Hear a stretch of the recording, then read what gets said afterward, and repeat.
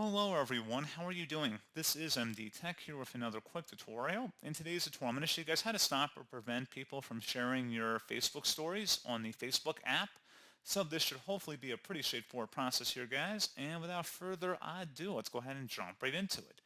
All you have to do is open up your Facebook account and select your profile icon on the top right, and then go down and select Settings and Privacy.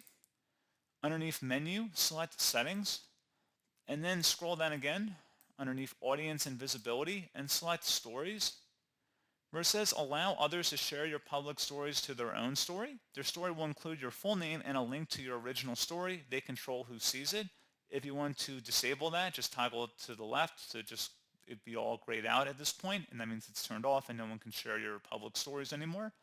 So pretty straightforward process on that, guys. And as always, thank you for watching. I do hope I was able to help you out, and I do look forward to catching you all in the next tutorial. Goodbye.